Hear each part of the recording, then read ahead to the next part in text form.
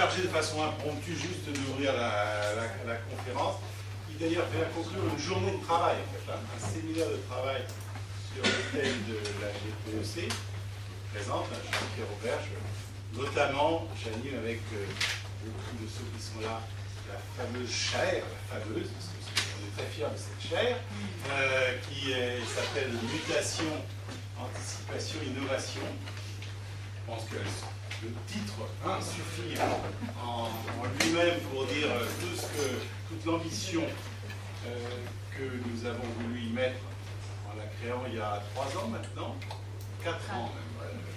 Je ne veux pas me vieillir, ça suffit déjà avec mon âge, donc voilà, en rajoutant pas plus. Et donc voilà, donc la chaire organise un certain nombre de travaux. C'est en fait un lien qu'on veut entre la recherche universitaire et les pratiques des acteurs de l'entreprise sur ces thèmes de mutation. Et à ce titre-là, on a organisé beaucoup de conférences. Vous trouvez ça dans les bulletins de la chaire que vous avez au fond, là, un certain nombre. Et puis, on a mené des programmes de recherche sur lesquels on pourra revenir en tant que tel. Mais ce soir, il y a une table ronde illustre qui vient à la hauteur de cette chaire, qui va parler de la GPEC. Alors, quelqu'un va sans doute l'introduire, c'est le président de séance, qui est donc Frédéric Neumann, qui est un membre actif aussi de la chaire depuis son origine. Voilà. Donc, la chaire a tout un programme à venir. Vous serez invité à de nombreuses autres conférences. Et sur ce thème de mutation, je ne dévoile pas un secret pour dire qu'on a bien l'intention de continuer. Voilà, merci. Tu peux quand même dévoiler un secret puissant que la presse a dit. Jean-Pierre Aubert est quand même le monsieur mutation économique nommé par Jean-Marc Ayrault vendredi dernier.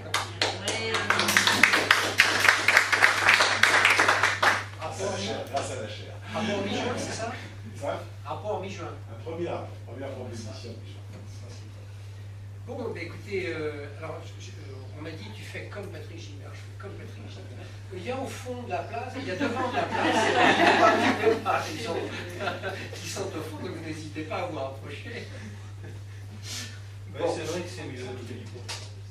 Ah, ça évite le micro, enfin, c'est bien sous tout rapport. Alors, je vais tout de suite présenter nos invités à cette table ronde. Je voudrais juste avant faire une transition, pour ne pas la faire comme au JT, pour ne pas la faire sans transition, justement, avec ce qui s'est dit. Alors, ce qui s'est dit, de ce qu'on peut retenir de ce qui s'est dit dans l'après-midi, parce que c'est quand même dit beaucoup de choses, deux présentations des études qui ont été faites, avec quand même un enjeu fort, qui se dégage de la GPEC. Il y a un enjeu sociétal de sécurisation des parcours et des résultats qu'on dira mitigés, des conclusions ou des effets qui restent quand même très en demi-teinte quand ça existe, avec beaucoup de discussions sur l'existence réelle de ces, et l'efficacité ou l'efficience de ces dispositifs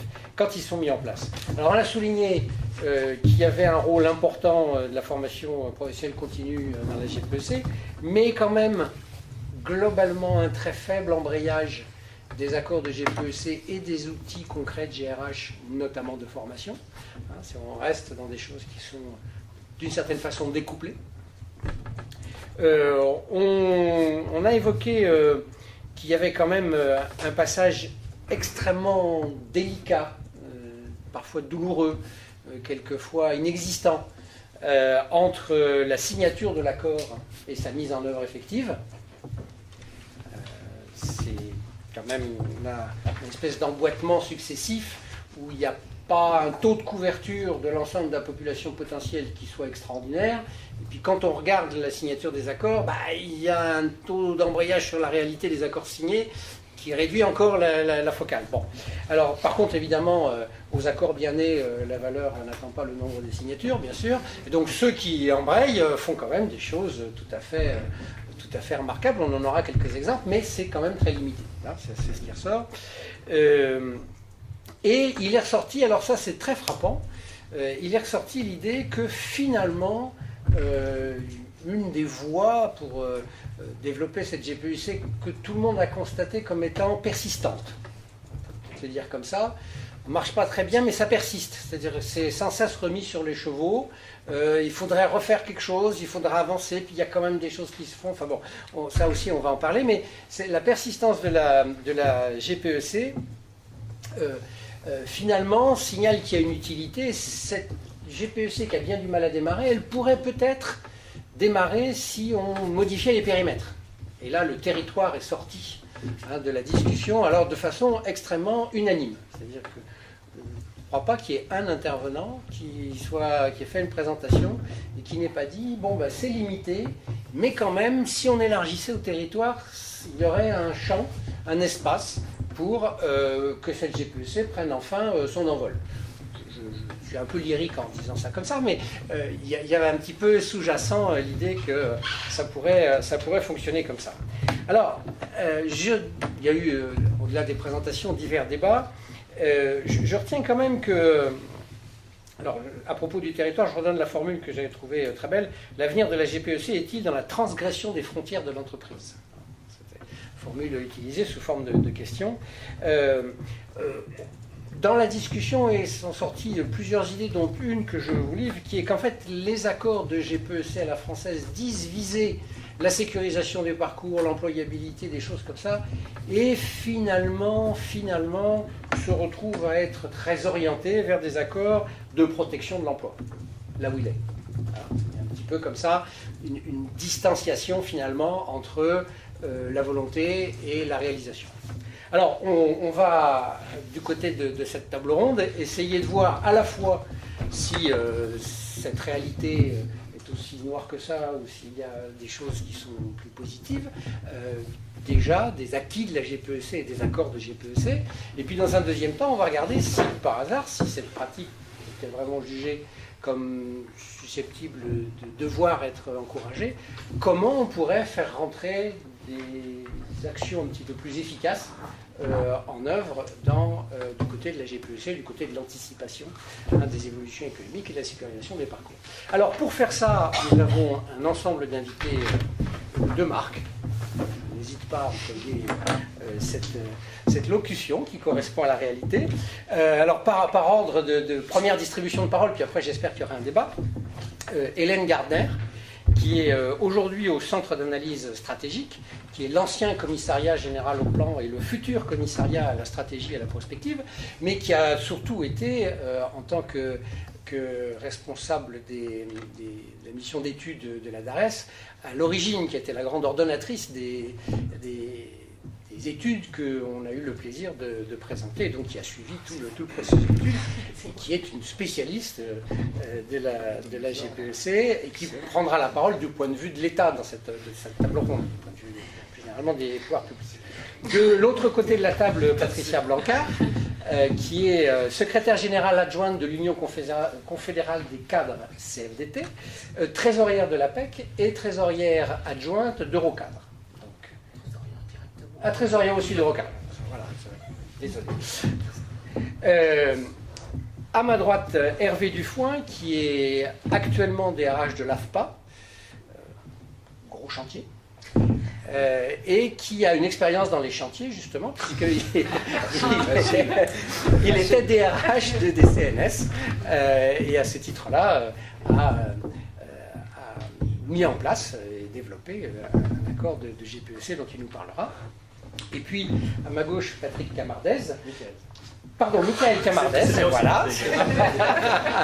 C'est l'influence de Patrick Gilbert qui continue à s'exercer. Donc, qui est directeur de production d'une entreprise industrielle du textile, qui fait environ 300 personnes maintenant, mais qui a eu un effectif un peu plus important. Il était jusqu'à 500, pas si longtemps que ça. Donc, et donc, qui nous dira ce qui s'est passé dans son entreprise quand surgit de l'esprit du législateur l'idée qu'il faudrait faire un article de loi encourageant à faire de la GPEC. Alors, on va essayer d'articuler la table ronde autour de débats, un petit peu le point sur où on en est aujourd'hui, et puis qu'est-ce qui pourrait favoriser des pratiques. Alors, les deux questions, je vais essayer de les formuler le plus précisément possible. C'est Que peut-on dire et quel bilan peut-on faire aujourd'hui de l'introduction des accords de GPEC voulus par vos législateurs et de quels résultats on peut faire état au niveau des interlocuteurs, bien sûr.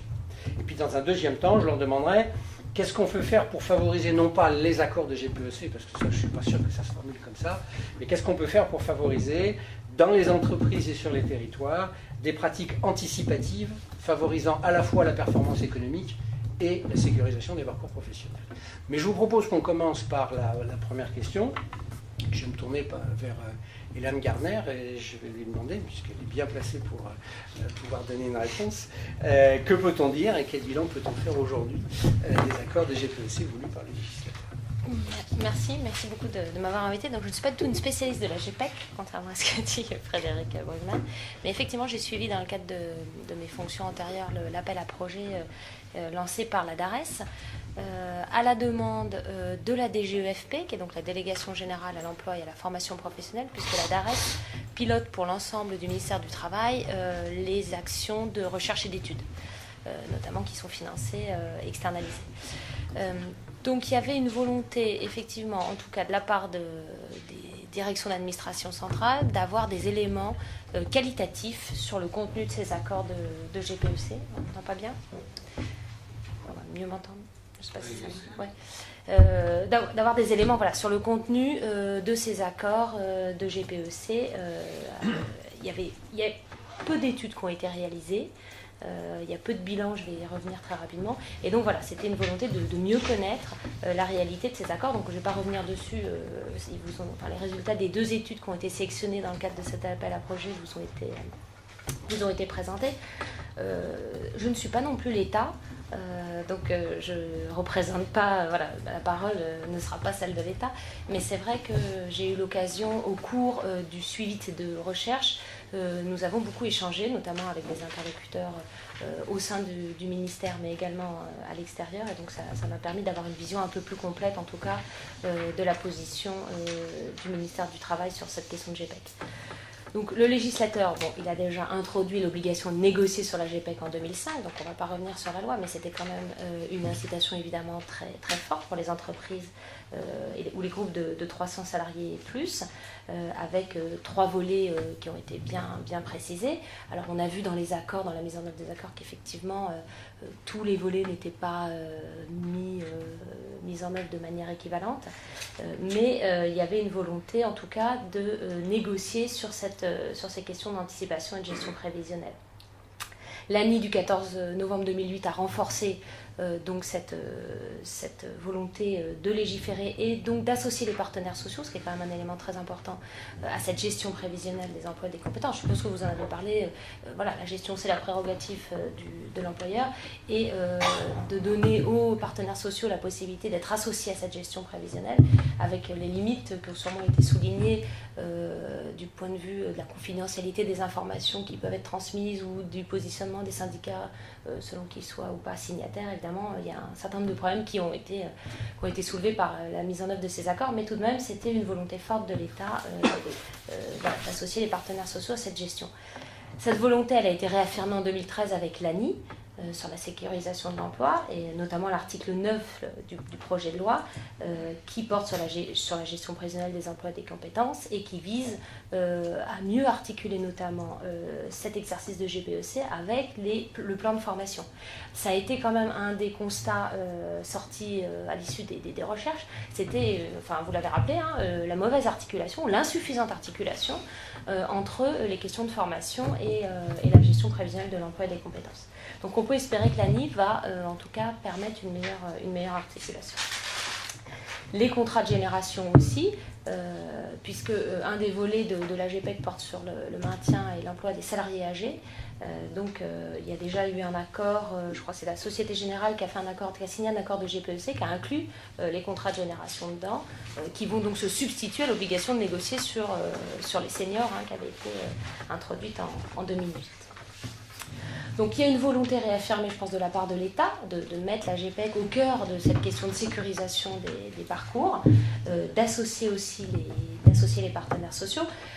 En termes de suivi, c'est peut-être là que il y a l'intention, puis après il y a le suivi et le contrôle de cette obligation de négocier. Donc c'est une obligation de négocier, c'est pas une obligation de conclure, donc ça c'est déjà un point important. En termes de suivi, la DGEFP a publié en 2008 ses derniers bilans publics des accords signés sur la GPEC, il y en avait 570. Ça couvrait à l'époque 16% des salariés qui appartenaient à des groupes qui étaient obligés de négocier. Dans le bilan de la négociation collective 2011, il y a des éléments aussi sur les accords de GPEC, où on voit qu'il y a eu en 2011 433 accords sur la GPEC qui ont été signés. En 2011, on peut penser que s'il y a des accords triennaux, il y a eu 2005, 2008, 2011. Donc on peut penser qu'on est un peu dans la fourchette haute. Mais il n'y a pas d'éléments sur le nombre, sur le pourcentage de salariés qui sont concernés par ces accords sur l'ensemble de ceux qui sont soumis à l'obligation. Donc ces éléments rappellent évidemment qu'une obligation ne vaut pas une mise en œuvre et qu'il est nécessaire pour l'État aussi de développer des outils de suivi et de contrôle de cette obligation et d'avoir pour cela des systèmes d'information performants.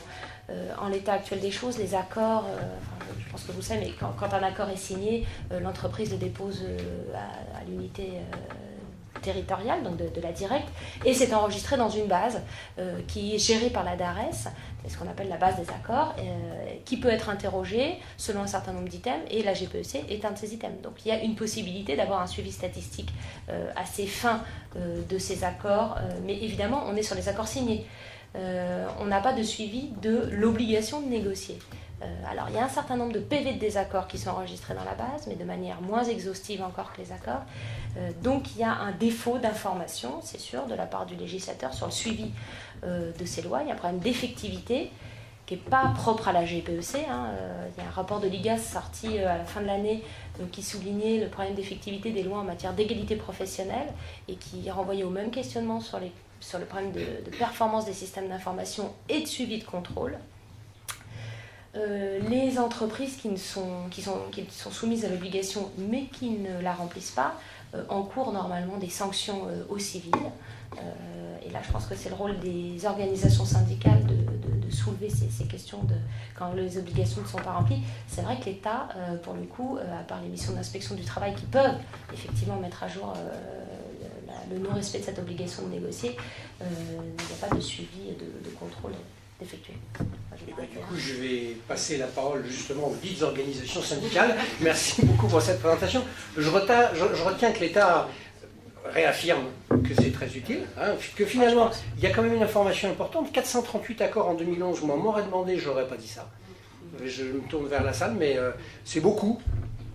C'est beaucoup, c'est-à-dire... C'est beaucoup parce qu'il y en avait 570 sur les 3 premières années. Et voilà. Oui, non, c'est beaucoup. C'est-à-dire qu'il y a des... Enfin, finalement, on peut supposer, alors on n'a pas beaucoup plus d'informations, on peut supposer que ceux qui ont essayé ont pris goût. Ou alors, c'est des nouveaux convertis complets qui sont dit, tiens, on n'a pas essayé ça, c'est la crise, on va essayer de le faire. Enfin, je vous donnerai des précisions là-dessus. Enfin bon, ça veut dire qu'il y a quand même une permanence, finalement, de pratiques qui se mettent en place. Sinon, l'État fait comme il fait très souvent, c'est-à-dire il légifère et il ne suit pas. Ça, c'est pas nouveau. Alors, je me tourne justement vers l'organisation syndicale qui se présente, qui représente d'une certaine façon toutes les organisations syndicales, voilà, pour lui dire, alors, qu'est-ce qu'on peut dire et quel bilan peut-on faire aujourd'hui de ce qui s'est mis en place? Oui, donc, je ne vais pas contester ce qui vient d'être dit, surtout que c'est des chiffres officiels de la DARES, mais on ne peut pas imposer à des entreprises qui n'ont pas envie de négocier ou à des organisations syndicales qui ne veulent pas négocier de se mettre, effectivement, de conclure un accord. Donc, l'obligation de négocier, elle est, à mon avis, en partie respectée parce que c'est assez facile, c'est comme l'obligation de NAO. On n'a pas envie de conclure, on convoque les organisations, on présente 2-3 petits trucs. Donc, par rapport aux obligations légales, je dirais en grande majorité, c'est respecté. L'obligation de négocier. Après, ce qui nous intéresse, c'est le contenu. C'est-à-dire qu'est-ce qu'on met dans les accords et quelles sont les pratiques. Ce qu'on constate quand même, c'est que malgré les points effectivement qui montrent que ça n'a pas produit tous les effets qu'on aurait pu espérer, il nous semble que ça va quand même dans la bonne direction. Et je pense que notamment en période de crise, pour s'assurer ou diminuer le nombre de PSE, il y a effectivement un certain nombre d'entreprises qui sont rentrées dans des négociations pour trouver aussi un certain nombre de solutions. Alors parfois ça s'appelle des accords qui sont plus des accords compétitivité-emploi, mais il y a quand même des choses qui se font en matière de gestion. Ce qui est un peu délicat, c'est qu'effectivement la GPEC, pour nous, elle a été beaucoup vue par la direction pour faire accepter plus facilement aux organisations syndicales le principe et les contraintes de compétitivité et de performance, parfois justifier le recours sous-traitance, emploi précaire, délocalisation. Donc ça, c'est le côté qui nous va un peu moins. Et puis, surtout pour favoriser de la part de l'ensemble des salariés les comportements qu'on cherchait en termes de mobilité, qu'elle soit géographique ou fonctionnelle. Et quand même, en moyenne, ça s'est quand même amélioré. Alors, pas toujours favorablement pour les salariés, mais c'est vrai que en moyenne, les notions d'employabilité, même si c'est un peu contesté, aujourd'hui, bon, c'est quand même compris. Et ce qu'on peut dire, c'est que les salariés aujourd'hui ne font plus confiance à leur direction pour s'occuper seuls de ce que sera leur parcours professionnel et leur emploi. Pour autant, tout n'est pas réglé, puisque justement, on se rend compte que c'est les salariés auxquels s'adressent un certain nombre de dispositifs et d'outils de la GPEC qui les utilisent le moins. Donc on voit qu'il y a quand même des améliorations à faire, et pourtant, quand on les interroge, ils ne font pas confiance à leur direction. Donc on voit bien, mais on va y revenir, parce que justement, il y a quand même quelques entreprises qui sont plus vertueuses, où ça peut fonctionner. Donc, mais on y reviendra peut-être plus dans la seconde partie, ou dans l'exemple de ce qu'il y a eu à DCNS. Mais c'est ce qu'on constate, c'est qu'effectivement, c'est pas parce que le dispositif s'adresse à soi qu'on va l'utiliser. Et je me souviens à un moment, j'étais à l'OPCAIM et on avait essayé de regarder les dispositifs formation, comment ils étaient utilisés. Voilà, l'Observatoire de métallurgie. Et en fait, on avait regardé sur le bilan de compétences, parce qu'on trouvait que malgré tout, il n'y avait que 0,9% des salariés qui l'utilisaient. On se disait, mais finalement, pourquoi si peu ? Et en fait, les salariés avaient dit, mais moi, quand on me le propose, c'est parce que mon poste est supprimé. Donc, quand on voulait le faire en amont, enfin... Donc, voilà, enfin, c'est juste l'exemple pour dire, c'est pas de cette manière-là qu'il faut agir. C'est effectivement proposer des solutions. L'autre point aussi, peut-être, qui fait un peu défaut, c'est qu'on est rentré aujourd'hui dans une logique de l'Excelman, c'est-à-dire du reporting à tout va, et la logique de la GPEC parfois aussi rentrée dedans, c'est-à-dire qu'on est rentré, même si c'était plus sur le papier, dans la logique adéquationniste, donc c'était finalement les tableurs Excel qui disaient un petit peu ce qu'il fallait faire, sans s'occuper réellement du contenu du travail et des collectifs de travail. Donc ça, c'est un point qu'on testait, et bon, dans les papiers que j'ai mis, il faut qu'on parle un peu plus emploi. Mais nous-mêmes, en tant qu'organisation syndicale, je me souviens qu'on a négocié, notamment dans des grandes entreprises, justement des maintiens de l'emploi, en disant, bon, alors, on négociait qu'il y ait un petit peu d'activité, ouais, ok, sur le papier, plus sur le papier que dans la réalité. C'est-à-dire que 2 ans après, on avait finalement le site qui fermait, mais des salariés qui se trouvaient finalement en situation bien pire que s'il y avait eu dès le début peut-être une suppression de l'emploi. Parce qu'en attendant, ils s'étaient complètement déqualifiés parce qu'ils n'avaient pas mis en œuvre des compétences. Donc c'est important finalement de parler emploi, contenu de l'emploi, compétences. Par contre, c'est vrai que nous, ce qui nous importe, c'est aussi qu'il y ait des solutions. Donc on va revenir après. Et donc, quand le manque de solutions à un temps T, c'est parce que l'entreprise a refusé d'investir sur un site, je veux dire que c'est un peu facile de nous demander après de jouer les pompiers. Voilà. Donc ça lance un peu le débat. Si j'entends bien quand même des défauts d'application, nombreux, mais quand même, je retiens, ça va dans le bon sens. Oui, oui, oui. Bon. Donc, on a deux premières interventions qui nous disent, ben non, mais il faut continuer. Ah, bon, il y a des tas de choses à perfectionner, mais il faut continuer. Alors, je vais un peu, du coup, me tourner vers les entreprises. Je vais modifier un tout petit peu l'ordre que j'ai dit. Je vais me tourner vers Hervé Dufour en disant, bon, alors finalement, puisqu'il y a un texte qui a dit qu'il fallait négocier des accords de GPEC, le DRH de DCNS a précipité dès février 2005 pour dire on va signer un accord de GPEC. C'est comme ça que ça s'est passé? Pas du tout. Le DRH de DCNS a dit globalement sur ce sujet-là, la loi, je m'en fous. C'est d'abord un vrai problème de compétence et d'efficacité de l'entreprise. À ce moment-là, DCNS venait de 30 000 salariés, on atteignait les 13 000, on savait qu'on devait continuer à baisser. Et on fabrique des produits comme le sous-marin nucléaire lanceur d'engins, qui est le produit industriel le plus complexe du monde. C'est-à-dire que sur chaque partie du bateau, il faut être sûr qu'on a la compétence. Quand vous avez 10 personnes qui savent faire un truc, ça va, vous êtes large. Quand vous avez 5, ça devient plus difficile.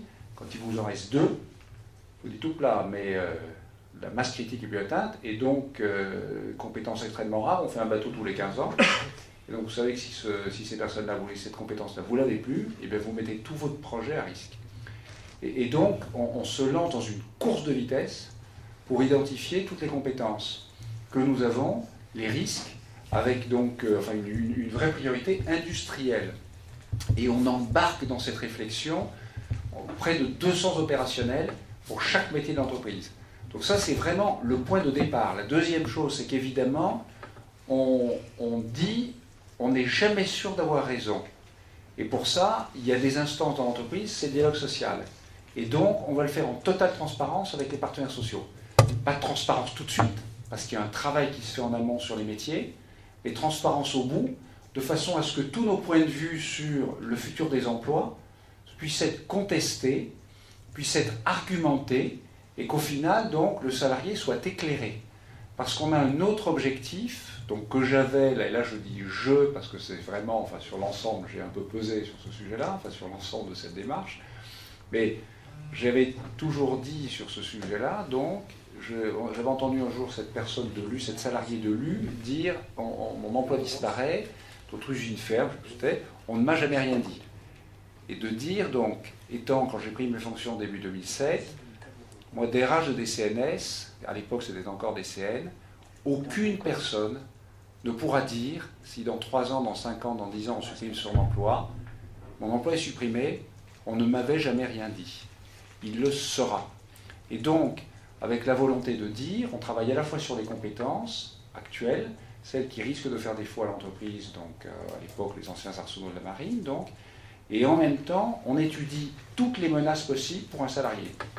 Menaces qui peuvent venir du produit global, mais qui viennent aussi d'un métier, d'une évolution technologique et d'un coût. De dire, si on paye l'électricien à DCNS 30% plus cher qu'ailleurs, ça ne veut pas dire qu'on va supprimer son job, mais je veux qu'il le sache. Je veux que ce soit sur la table, pour les partenaires sociaux d'abord, et pour lui derrière. Et ensuite, chacun, donc à l'échelle de, par exemple, pour une salle comme celle-là, avec nos différents métiers, nous aurions tous eu, à un degré de 4, 5, 10, donc 1 étoile, 2 étoiles, 3 étoiles, emploi stable, en baisse ou en développement. Et donc un beau matin, il y a un tiers des effectifs de DCNS qui ont appris, donc avec une granulométrie extrêmement de 5, 10, 15 personnes, que leur emploi était donc en déclin. Personne en France n'en a jamais entendu parler. On a modifié avec ça, en fait, des choses. En transparence totale avec les partenaires sociaux, avec un soutien, je dois dire que cette opération, on a négocié, alors DCNS négocier avec les partenaires, c'est un exercice. La négociation a dû durer 1 an, 1 an et demi, mais c'était pas mal parce que ça m'a laissé le temps pendant ce temps de bosser avec les opérationnels sur la partie donc, qui était la réalité du métier, de l'évolution des métiers. Donc on a mené les 2 chantiers et à un moment donné, tout ça s'est réuni avec donc, le rôle d'un syndicat Ce que disait madame est très important, c'est-à-dire que le syndicat qui signe, il y a des syndicats qui n'en veulent pas de la GPEC. Et notamment là, moi j'étais sur une transparence, je disais, vous pouvez me dire ce que la loi et le fait d'avoir un accord n'est pas mon objectif. Je pense que évidemment j'étais à fond pour avoir un accord, mais en disant, attendez, si vous ne voulez pas, entre guillemets, la vérité cache sur le truc, ce qui est la vérité, c'est-à-dire les analyses que l'on fait métier par métier, moi de toute façon je les mettrai, parce que je veux que les salariés le sachent. Et donc, il faut vous positionner par rapport à ça. Il y a évidemment des syndicats qui ont dit on ne veut pas. Et puis un syndicat, on peut le citer là-dessus, parce que c'est la CFDT avec un type remarquable qui s'appelle Yannick Perronnet, auquel je ne cesserai de rendre témoignage de l'action qui a été la sienne, qui nous a permis et qui a fait prendre le risque à son syndicat, et qui donc a emporté derrière la signature d'autres syndicats, et on a eu cet accord qui a fonctionné. Et simplement, pour dire deux choses complémentaires, cet accord, on l'a inscrit dans la réalité, on parlait du lien avec la formation, on a fait un petit truc tout simple. On avait travaillé, donc il y avait un certain nombre de process RH, on venait de l'administration, il y a certaines choses qui n'étaient pas terribles. Donc on avait systématisé les entretiens d'activité, entretiens de développement professionnel. Les entretiens, donc on a réussi à avoir 95% d'entretiens d'activité, d'entretiens de développement professionnel. Sur les 95% d'entretiens de développement professionnel, vous remplissez donc quelque chose, c'est qu'est-ce que vous voyez comme projet dans le futur. Et on a glissé une petite case en haut, toute simple. C'est emploi stable, en développement, ou donc en sensible menacé. Et donc vous commencez l'entretien de développement professionnel, et vous avez rempli automatiquement emploi sensible menacé. Et donc évidemment, quand vous êtes le manager, vous savez que vous allez avoir l'entretien avec l'ensemble de votre équipe. Vous savez qu'éventuellement, c'est l'ensemble de l'équipe qui est en emploi sensible menacé. Je pense encore, alors emploi sensible menacé, ça veut dire, on écrit, je repense à un cas concret, ils sont 15 dans une équipe achat, on dit que vu les évolutions technologiques, ils seront entre 5 et 10 à 3 ans. On essaie de pas trop préciser pour ne pas rentrer dans la culture Excel. On a eu parfois quelques difficultés, notamment là avec un expert auprès du CCE qui nous remettait systématiquement dans la culture Excel. Mais bon, je n'en dirai pas plus pour faire passer les subtilités. Mais du coup, on démarre l'entretien et donc ce responsable hiérarchique, je lui avais dit, vous voyez, au moment où j'allais quitter des CNS, et je discutais, je lui dis, mais est-ce que ça a changé quelque chose pour toi? Et il m'a répondu, mais attends, ça a tout changé. Quand tu sais que tu vas voir tes gars et tu dois leur dire qu'ils sont en emploi sensible menacé, ils vont te dire, mais attends, c'est quoi pour moi demain? Et donc j'ai dû préparer, réfléchir avec l'agent de maîtrise en fait à quelle était son histoire, qu'est-ce qu'il faisait, quelles étaient ses compétences, sa situation personnelle, etc. Il m'a raconté l'histoire que je racontais sur le mode rêvé 2-3 ans avant. Et donc chose tout à fait extraordinaire. Donc l'inscription dans l'entretien de développement professionnel, et juste là j'avais fait un petit SMS pour un de mes anciens collaborateurs donc, qui est resté à des CNS, puisque maintenant je me bagarre pour la GPEC ailleurs, avec d'autres sujets ailleurs, donc à l'AFPA, et je lui dis est-ce que ça marche? Et il me dit oui, on renégocie l'accord, réunion dirigée ce jour, succès dans les rapports remis. Sachez que ce qui est extraordinaire, c'est que les opérationnels qui avaient travaillé, parce que j'ai dit à la RH, c'est pas nous qui faisons, nous on est en soutien, mais je veux que quand il s'agit de décrire le futur du métier d'électricien, de soudeur ou d'ingénieur dans le soft, il faut que vous ayez les meilleurs opérationnels. Donc on a eu les meilleurs opérationnels qui ont travaillé là-dessus et qui ont écrit des rapports qui font entre 80 et 150 pages. Enfin là, vous les avez vus dans le cadre de l'étude de la DARES. J'ai la maîtrise d'œuvre à côté de moi, ou la donneuse d'ordre plutôt. Et ces rapports, donc, il me met là, il continue. Je lui dis, il faut que tu m'en envoies quelques-uns. Et ça veut dire que les opérationnels, même à un moment donné, le paradoxe où la direction, le PDG de l'entreprise, ou les gens qui sont arrivés, n'y croient plus vraiment, parce qu'on a eu un changement de portage. Le projet continue. Et donc je fais le pari que non seulement donc, ils continuent à travailler en matière d'emploi et sur le futur, à un moment d'ailleurs où avec la loi de programmation militaire et les problèmes de l'État, la situation va devenir un petit peu compliquée pour des CNS, ils vont continuer à travailler et je mettrai ma main à couper que probablement ils vont de nouveau signer un accord, avec une volonté forte des deux côtés d'arriver. Merci. Alors, on est dans le monde rêvé des bisounours, là, hein, quand même, puisque l'État voulait le faire et signer. C'est même pas, non, attendez. Signer, réaliser. Je reprends le début de la table ronde. L'État fait, il ne suit pas. les syndicats sont quand même pour, même s'il faut améliorer, et de toute façon, ça n'a pas d'importance, les entreprises font. Hein, et elles signent et ça marche.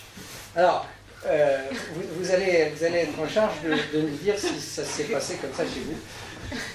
Et pourquoi éventuellement ça ne s'est pas passé comme ça chez vous. Moi, je suis la zone de clair-obscur de la discussion. Donc moi, je suis directeur de production d'une unité qui compte aujourd'hui un tout petit peu moins de 300 personnes. Un tout petit peu moins, je vais vous expliquer pourquoi. Donc elle a une histoire qui découle de la grande histoire de la chimie. Elle appartenait à un grand groupe qui était Solvay, et elle a compté effectivement, il y a à peu près 15 ans, plus de 500 salariés, dans un domaine, le textile enduit, qui est un domaine que vous connaissez tous, parce que cela fait partie des rares manufactures dont le mix de produits est très étendu. Ça va des revêtements de chaises, matériaux de véhicules, le luxe, la chaussure, la maroquinerie, c'est très vaste, et ça permet d'assurer un très bon fond de roulement marché. Et donc, dans des structures comme celle-là, il est évident que quand on gère, quand on est gestionnaire, on s'intéresse aux compétences, on les planifie.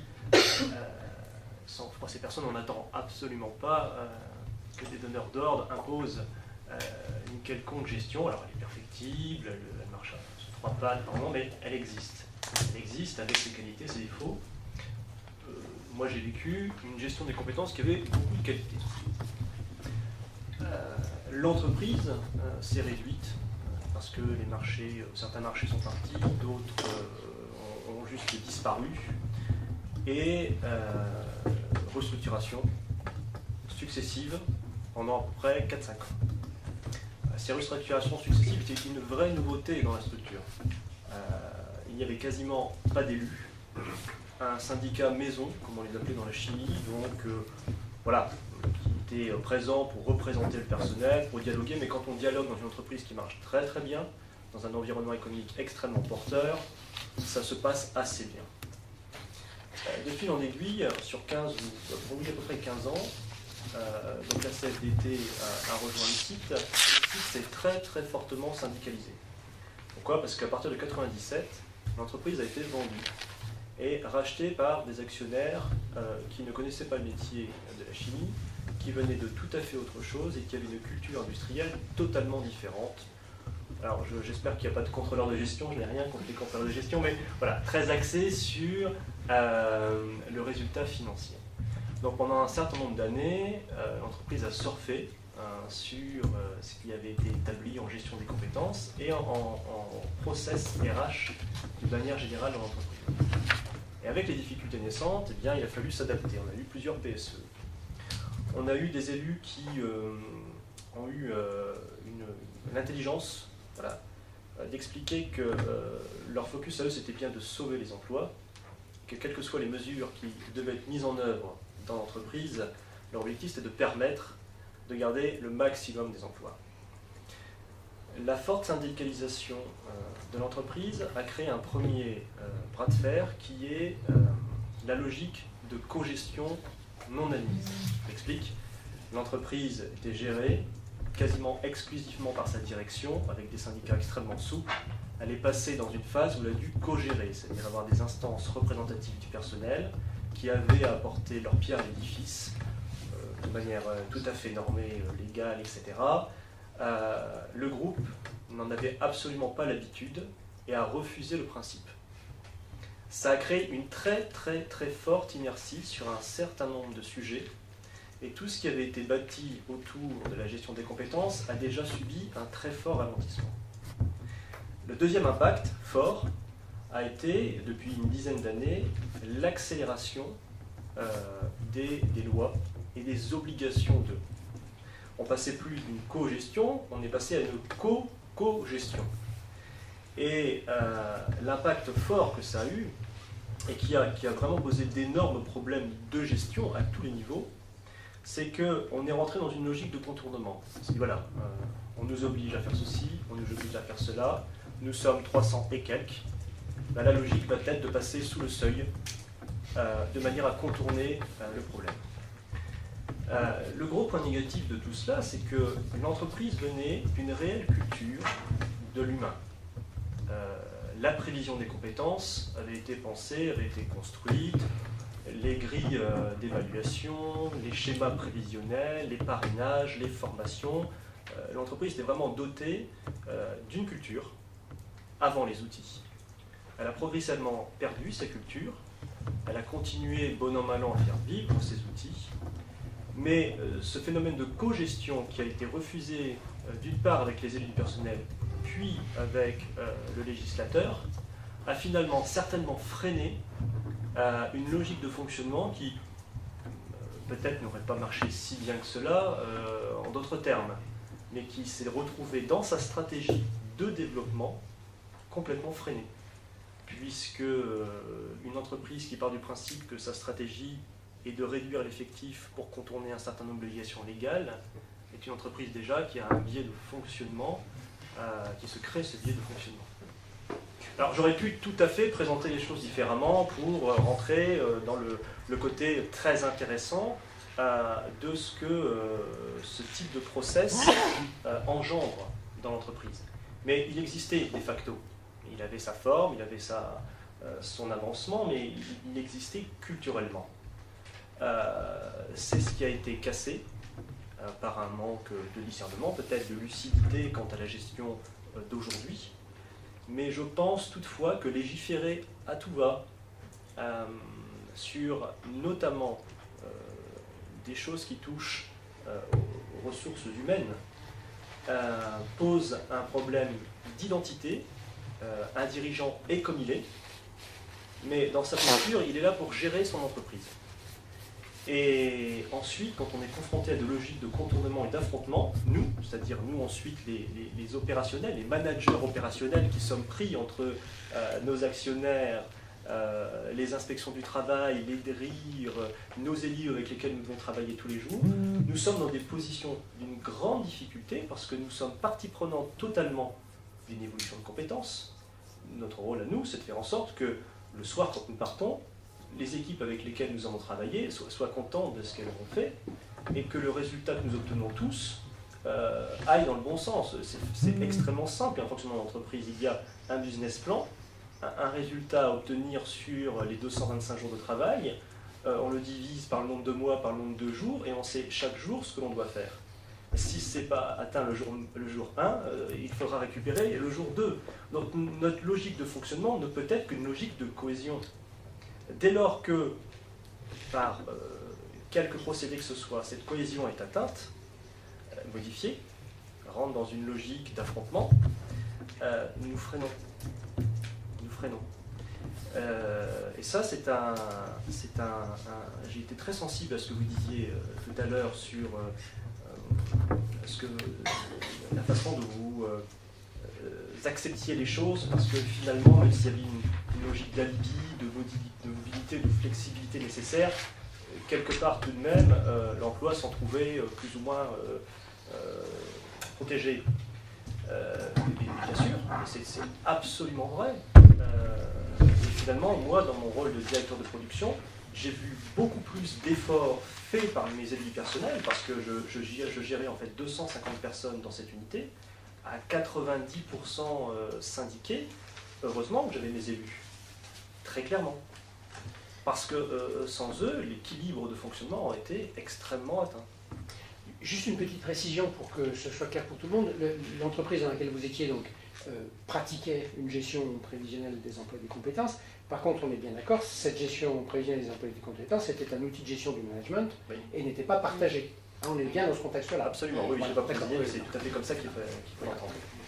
Bon, voilà, je vous disais qu'il allait forcément y avoir des questions après ce premier tour de table. Alors, je vais vous passer tout de suite la parole, et puis ainsi qu'à la salle. Oui, non, c'est juste une réaction, parce que ce que vous dites, c'est pas tellement ce qui est... Enfin, je ne remets pas du tout en cause de ce que vous dites, mais c'est vrai que ce qui ressortait des recherches, c'était que effectivement des pratiques GPEC existaient avant la loi. Enfin, il y a beaucoup d'entreprises, je ne sais plus dans quel rapport, on faisait de la GPEC sans le savoir. Mais les entreprises, en tout cas les acteurs interrogés, avaient quand même le sentiment que ça avait donné une opportunité de travailler ensemble. Alors, si je comprends bien, c'est le fait de travailler ensemble qui a plutôt tué les pratiques et qui du coup a remis en question la cohésion sociale. Je ne sais pas si on peut dire que c'est la loi qui a causé ça. Enfin, il y a sûrement un problème de partage de l'information pour que la loi ait entraîné... voilà. Enfin, je sais pas, ça me paraît un peu... Je pense pas que la loi, en tout cas, de ce que j'ai ressenti à travers la lecture des rapports, la loi a plutôt été une opportunité de travailler ensemble. Ça s'est pas toujours bien passé, il y a eu des syndicats pour, des syndicats contre, mais ça a plutôt été une manière de partager de l'information. Enfin, je sais pas si les chercheurs préciseront ça, mais en tout cas, moi, c'est l'impression que j'en avais retiré. Ça veut pas dire que ça n'existe pas ce que vous dites, mais je suis pas sûre que ce soit l'obligation de négocier qui est générée, qui est tué la cohésion ou tué les pratiques, quoi. Il y a beaucoup d'entreprises dans les 24 qui ont été monographiées, dans lesquelles il y avait des pratiques qui existaient avant. Et ça les a ça a plutôt permis de mettre un cadre. Alors effectivement, on a pu mettre dans l'accord des choses qui existaient avant, on a juste mis ça dans un nouvel emballage. Ça, enfin, les chercheurs l'ont dit, hein, ça existe cette réalité. Il n'y a pas eu forcément une nouvelle, de nouvelles choses qui ont été enclenchées. Mais quand même, enfin voilà, ce que vous dites, c'était pas des choses qui ressortaient. Enfin, je ne sais pas si les chercheurs préciseront ça, mais moi, c'est pas le sentiment que j'avais. Je vais juste vous répondre. En fait, de toute façon, le fond du problème, comme vous l'avez soulevé, c'est bien le lien social. Dès qu'on veut construire quelque chose, si la base, si le lien social de la structure n'est pas établi, s'il n'y a pas un minimum de compromis, ça ne fonctionne pas. Il ne faut juste pas oublier que dans les manufactures, alors moi je ne suis pas présenté parce que personne ne l'a fait, mais pendant 16 ans j'ai été manager, j'ai commencé pendant quelques années dans une entreprise de 20, ensuite je suis passé dans une entreprise de 150 000, et ensuite dans une entreprise de 300. À l'époque, elle faisait 150 000 personnes, je ne sais pas aujourd'hui. Ce sont des terrains totalement différents. Quand j'étais dans le transport ferroviaire, je travaillais avec toutes les instances représentatives du personnel. Monter une réunion ne pose absolument aucun problème. Travailler sur des sujets de fond ne pose aucun problème. Il y a du temps, il y a des ressources. Dans une entreprise manufacturière qui marche avec des lignes de production, qui a un effectif au plus juste, le fonctionnement est totalement différent. Ce sont des relations de force qui s'établissent, ce sont des relations qui naissent par l'obligation parce qu'elles ne sont pas spontanées, hein, c'est parce qu'il faut négocier que, etc. Et ensuite, il y a un manque donné de ressources. On en parlera peut-être dans la deuxième partie de votre deuxième question. Et donc effectivement, quand on négocie quelque chose... Développez maintenant si vous voulez, je demande de ressources. Quand on négocie un projet, quand on négocie un accord, il y a un investissement en ressources et en temps extraordinaire. Des industries qui comptent 100 ou 150 personnes n'ont pas forcément, dans leur fonctionnement, la possibilité de... Et quelque part, dans la logique de contournement que j'ai évoquée, il y avait la rémanence de plusieurs obligations légales, mais tout à fait positives. Ça a commencé par les décrets d'application autour de la sécurité et de l'environnement, par exemple. En 2013, nous en étions encore à finaliser tous les décrets 93, 40, 41 de mise aux normes, etc., etc., etc., parce que l'inertie que prend ce genre de chantier n'a pas la même temporalité quand on est 150 que lorsque l'on est 100 000. Et donc, très clairement, moi j'ai mené de nombreux chantiers de sécurité parce que j'ai été à un moment donné responsable HSE. J'ai arrêté, à l'époque je n'étais pas directeur de production, j'ai eu des conflits sans nom avec mon directeur de production parce que ça lui mettait par terre des semaines complètes de production. Mais il fallait bien tout de même que je permette à ces machines de fonctionner sans que quelqu'un voie son intégrité se toucher. Donc de toute façon, je pense qu'il y a à un moment donné un point à aborder, c'est de se dire, quand on met en place ce type de réflexion, il faut certainement s'assurer du lien social. Alors faire une GPEC à la carte, c'est pas l'évidence, mais il faut s'assurer que le lien social est suffisamment établi pour permettre de travailler sur ces sujets de fond. Et puis il faut également regarder comment s'organise au niveau du temps et des ressources ce genre de travaux qui intéressent tout le monde, mais qui sont chronophages quelque part. Alors il faut une réaction là-dessus. Je suis juste sur un... Pardon. Juste pour dire qu'en fait, alors paradoxalement, je trouve que la G1, c'est une loi, on l'a dit, mais c'est une des lois les plus souples qu'il y ait eu. Et c'est une loi que je trouve profondément intelligente parce qu'elle laisse quand même très ouvert les partenaires dans l'entreprise.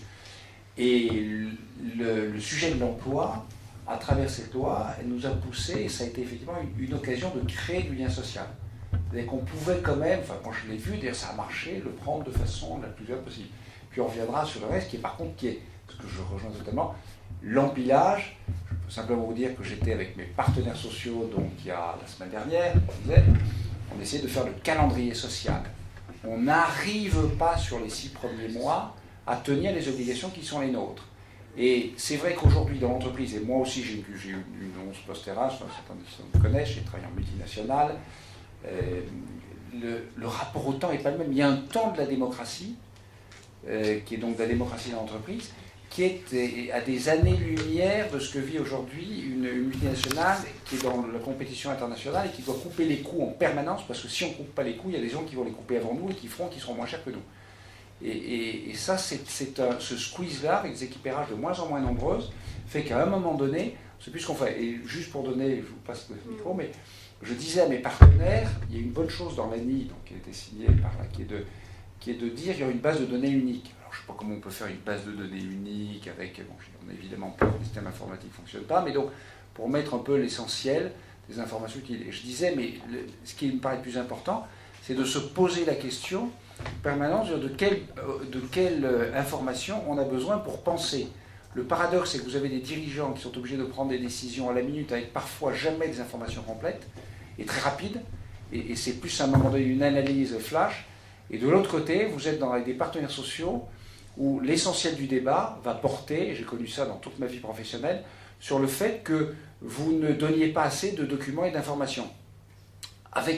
Entre la dictature des gens du budget et donc des contrôleurs de gestion, et de l'autre côté, les partenaires sociaux, c'est un empêcheur de penser et de créer dans l'entreprise qui est terrifiant. Et si vous êtes dans ce quiz-là, à un moment donné, vous êtes mort. Et ça donne en fonction RH, vous vous battez pour faire, si vous avez des systèmes d'information qui ne sont pas très performants, vous vous battez pour rendre un rapport homme-femme, un rapport bilan social ou autre, dans lequel il n'y a quasiment jamais de commentaires.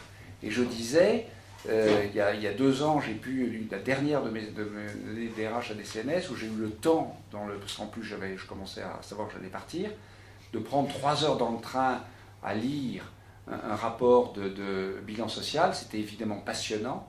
J'ai évidemment eu tout un tas de réflexions, et je me suis dit, c'est extraordinaire, ça fait 4 ans que je suis DRH, ni moi ni mes équipes, on a le temps de le faire. Les partenaires ne le font pas non plus d'ailleurs, mais on passe notre vie en CCE, enfin ils étaient en même temps, on avait des bonnes relations, mais en nous disant, vous ne nous donnez pas assez, on voudrait des commentaires, des ceci, de cela, éventuellement de façon un petit peu agressive quand même de temps en temps. Et je me dis, mais on passe à côté du sujet, il y a éventuellement 4 chiffres importants là-dedans, mais on n'a pas terminé le bilan social, qu'il faut déjà donner les sujets sur le rapport sur homme-femme, etc., etc.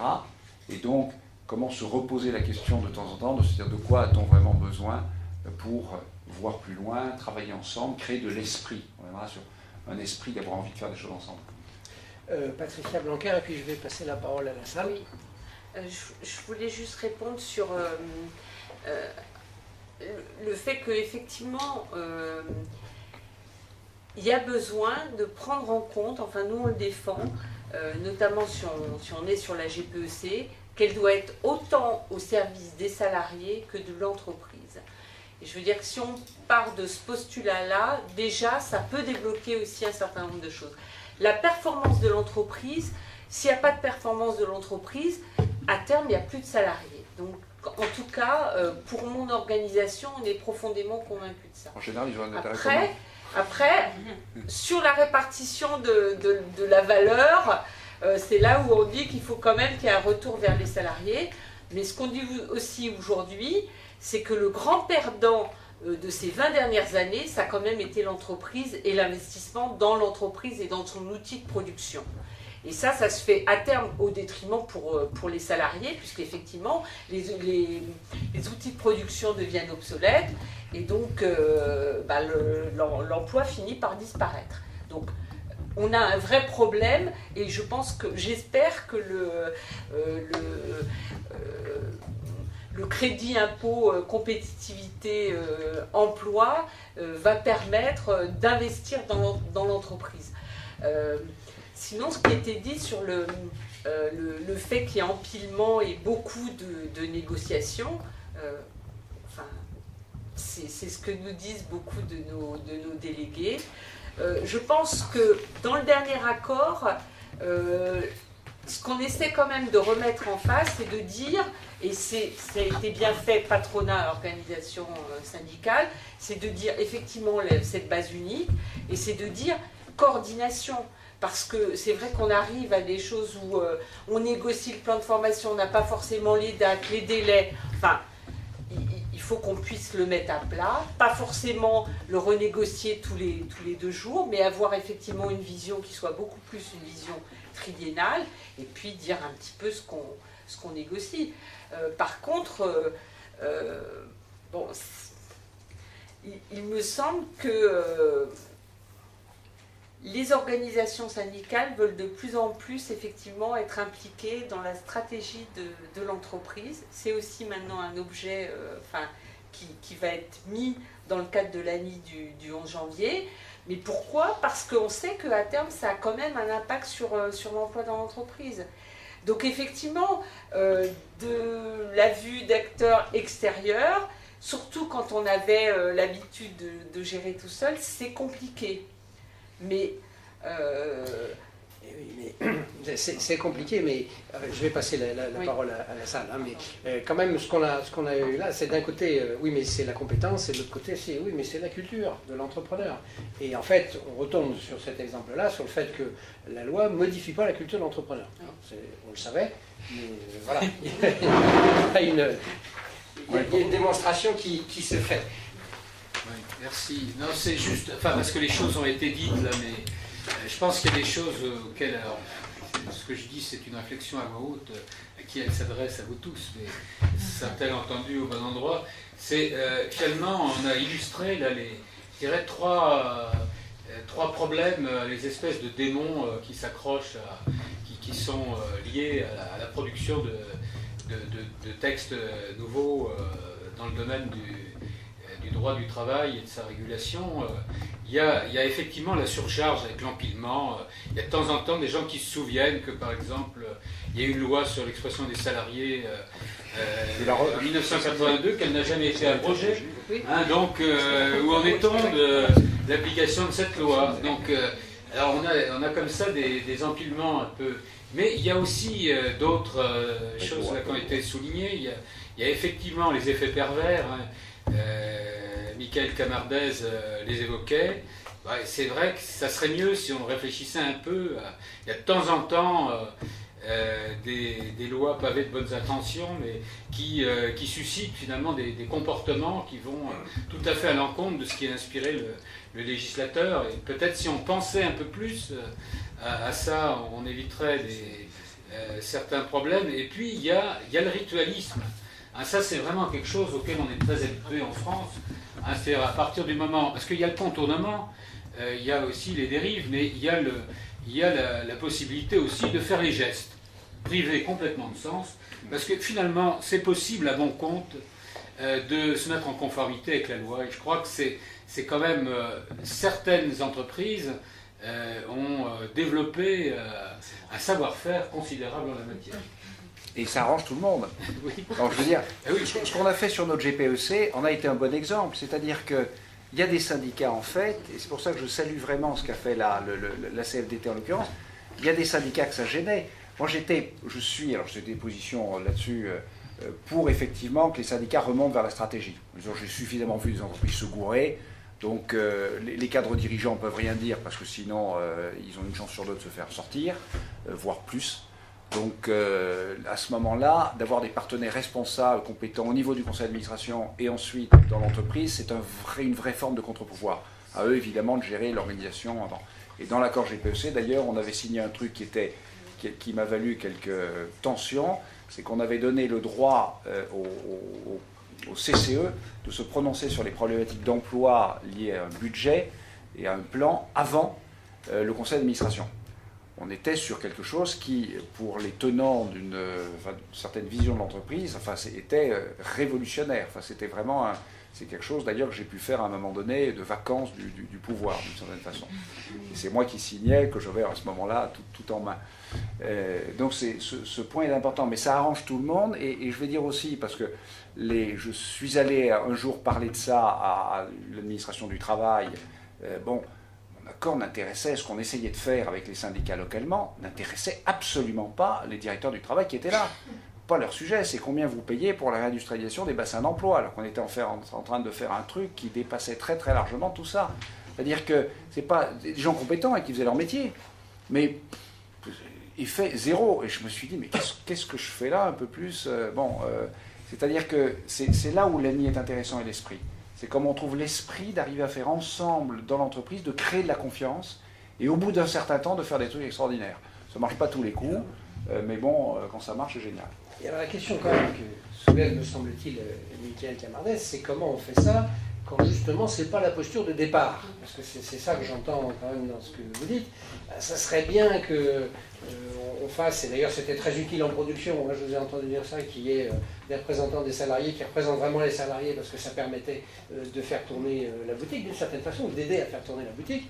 Mais bon, moi j'avais une direction générale dont la culture c'était le reporting et c'était pas le dialogue social. Hein, et c'était pas la confiance dans la contribution des ressources humaines à la performance.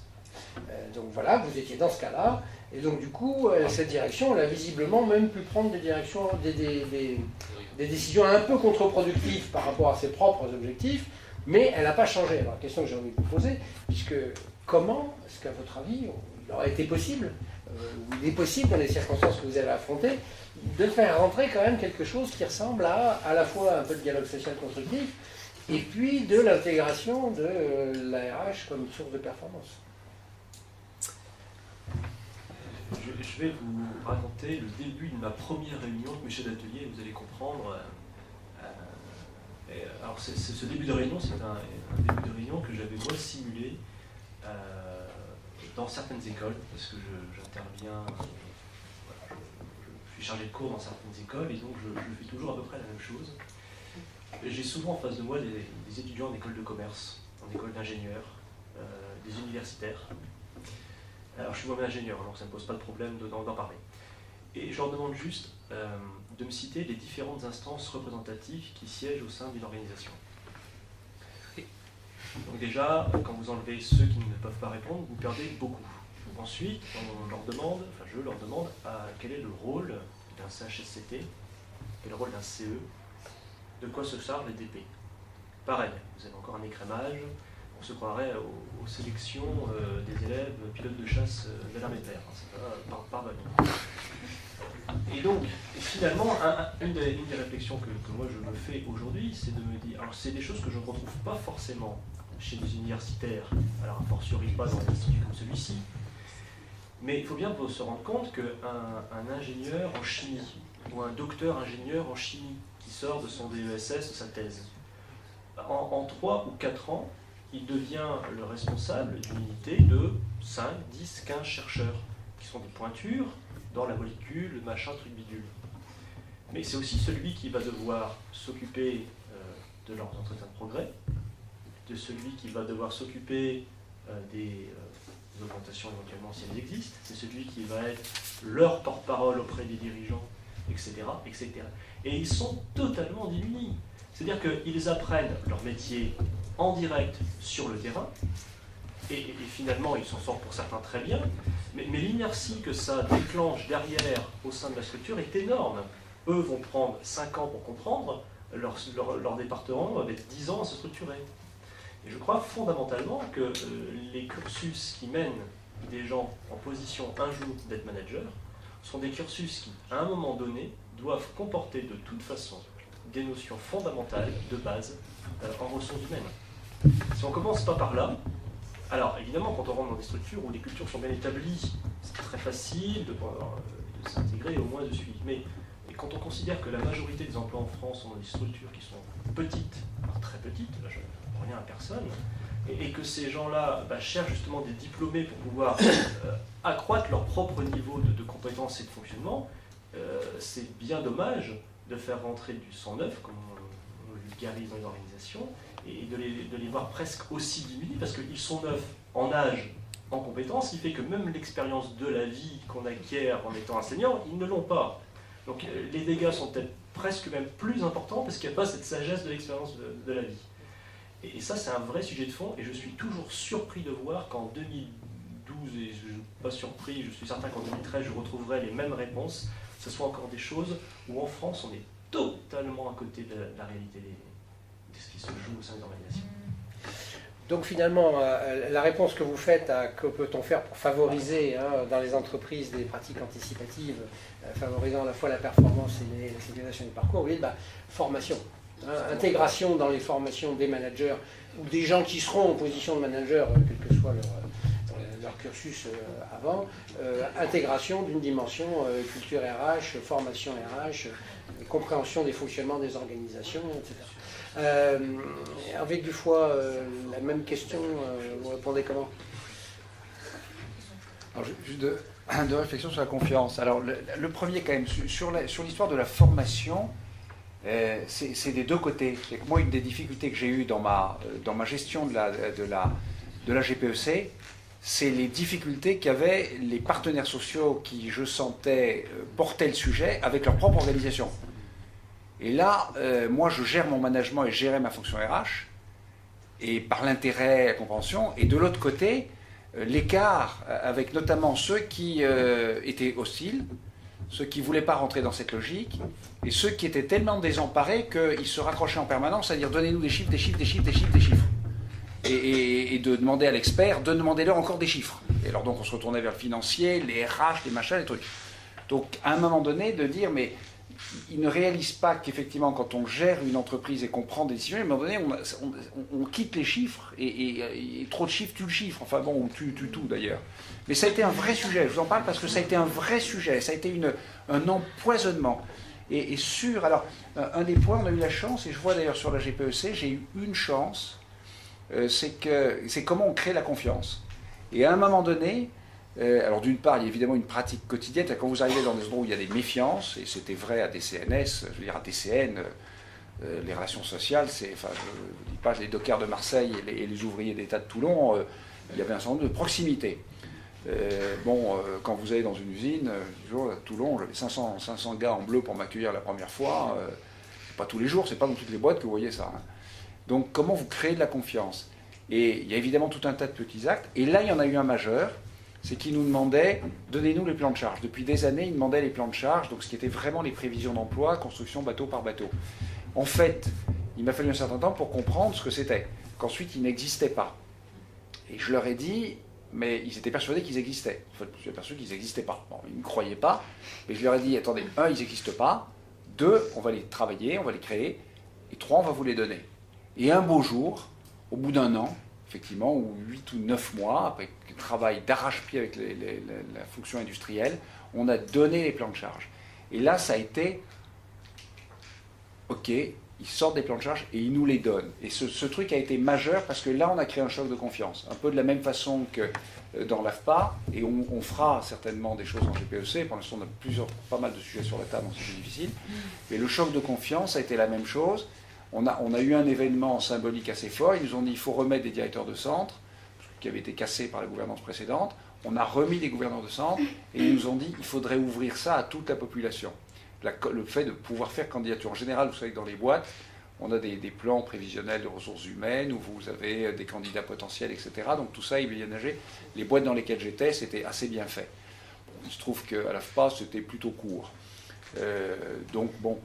À un moment donné, on a dit, OK, on rouvre. Et donc, on a nommé 100 directeurs de centre en rouvrant complètement à tout le monde. Et là aussi, choc de confiance. Ils se sont dit, parce que j'avais tout le comité de direction contre moi quand on a décidé ça. Donc, le président a tranché en ma faveur, enfin en faveur de cette solution, contre tout le monde. Et ça, à un moment donné, les syndicats de santé, c'est toujours important dans la gestion de ressources humaines, c'est tout d'un coup d'avoir quelque chose qui va donner un signe fort et qui font que les autres se disent, OK, ils ne racontent pas simplement des balivernes et ils sont prêts à y aller sur un certain nombre de chemins, enfin de choses, et donc derrière on continue pour faire un bout de chemin ensemble avec eux.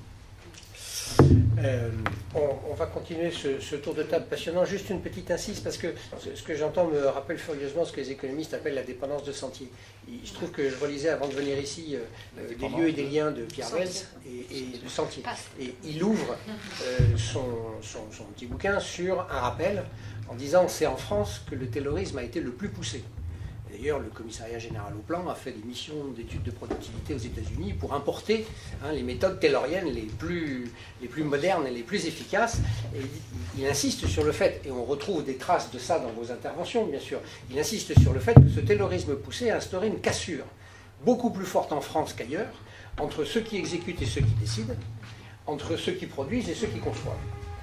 Et que, d'une certaine façon, voilà, ça casse la confiance, bien sûr, ça ne donne pas de formation RH aux managers, parce que rien à foutre, de toute façon, il y a une organisation taylorienne du travail qui va s'y substituer, donc c'est pas la peine de mettre ça dans le cursus. Voilà, je livre ça comme ça en pâture, on va continuer le tour, parce que, du coup, la dépendance de sentier, vous savez, c'est on repasse par là, parce qu'on y est déjà passé. Donc on reprend le même chemin. Bon, il ne mène pas où on veut, mais celui-là on le connaît. Quoi, donc on repasse sur les... on réutilise les mêmes vieilles recettes. Bon, voilà. Donc on est en face de ça, et du coup la question est bien, et j'ai relancé à la fois la CFDT et l'État, même si simplement le centre d'analyse stratégique sur la question, qu'est-ce qu'on peut faire pour justement travailler sur les conditions qui permettent la mise en œuvre, parce que évidemment, on l'a bien compris, la mise en œuvre directe, on ne va pas le faire. Donc, qu'est-ce qu'on peut faire pour travailler sur les changements de culture, la confiance, le développement de ces approches un peu plus opérationnelles d'anticipation et de sécurisation des parcours? Je passe la parole à l'État. Oui. Commence à l'État. Mais si l'État a la réponse, parce que c'est vrai que c'est une question qui est difficile, parce que moi ce que j'ai écrit, c'est qu'effectivement la confiance ne se décrète pas, elle se construit, que c'est un processus long. Ce qui importe quand même de démontrer, c'est que tous les acteurs y ont un intérêt. Et qu'on peut arriver effectivement à démontrer peut-être plus facilement qu'est-ce qui se passe s'il n'y a pas confiance et qu'on est en conflit. Et c'est vrai qu'on est moins souvent dans la logique de démontrer ce que ça apporte effectivement le fait de construire ensemble et qu'il y ait une confiance. Et ça demande du temps quand effectivement ça a été cassé pour différentes raisons. Et pour avancer dans la GPEC, effectivement, on a besoin de confiance de part et d'autre. J'avais pris notamment quelques exemples où on voit que les pratiques différentes conduisent à des résultats qui sont complètement opposés. On peut citer, parce que vous le connaissez tous, mais Dunlop et Goodyear, même groupe, ça fait partie du même groupe. C'est séparé par juste une petite route, mis l'un en face de l'autre. Dans un des sites qui est Dunlop, ils ont négocié. Alors, on ne sait pas à terme ce qui va se passer. Il n'y avait pas la CFDT, donc je me dis avec... c'est pas une organisation qui y était. Et il y a eu un accord avec de mémoire 36 millions d'investissements sur l'outil de production. Bon, c'est pas ce qu'il adviendra après 2014, puisque les garanties sont jusqu'à 2014. Mais à l'opposé, on avait une culture de confrontation, en l'occurrence surtout de la CGT, qui disait que de toute façon, les concessions, quelles qu'elles soient, ne produiraient rien. Et donc, à partir de là, effectivement, impossible de faire de la confiance. Alors, ce que je trouvais intéressant, c'est que c'était quand même dans un même groupe, donc dans une localisation qui est la même, donc les mêmes inconvénients, les mêmes salariés.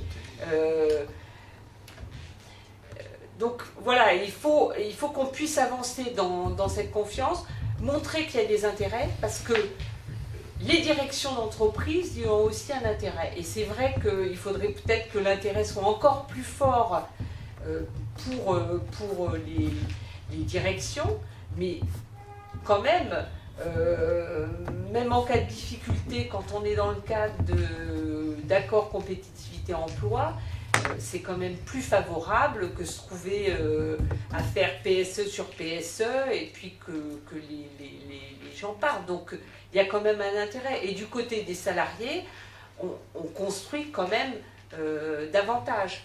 Donc bon, il y a ce côté-là. Après, il me semble quand même qu'il y a des éléments qui peuvent favoriser, c'est-à-dire effectivement les incitations à se mettre autour de la table, des informations qu'on doit nous donner sont des facteurs qui sont importants.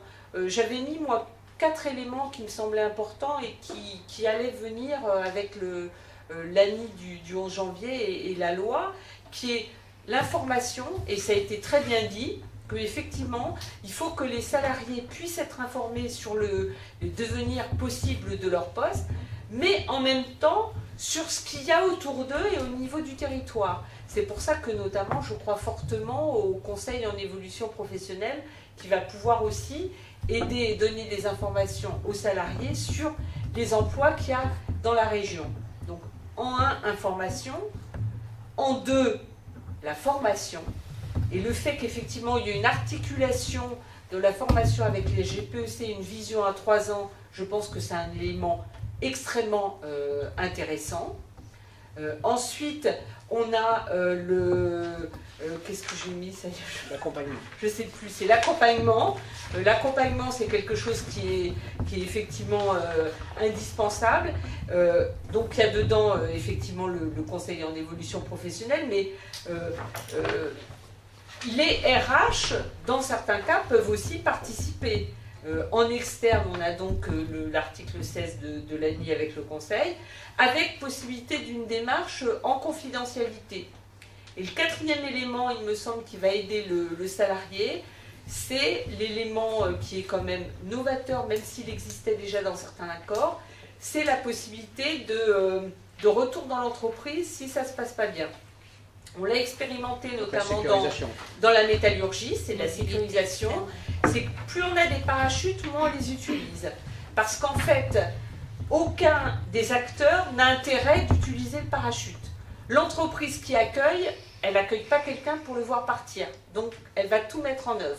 Le salarié qui veut bouger, il n'a pas envie non plus de voir revenir. Et l'entreprise qui finalement a besoin aussi de se séparer éventuellement d'un certain nombre de salariés, elle a besoin aussi d'accompagner. Donc, c'est un parachute, c'est-à-dire que ça va inciter les acteurs à se mettre en mouvement, mais ce n'est pas pour autant qu'on va les utiliser. Et l'autre point, mais ça c'est un petit caillou dans la terre, du côté des employeurs, c'est que moi j'ai pris les derniers chiffres sur la mobilité ou la demande de mobilité des cadres. 75% des cadres cherchent une mobilité, qu'elle soit dans l'entreprise ou à l'extérieur de l'entreprise.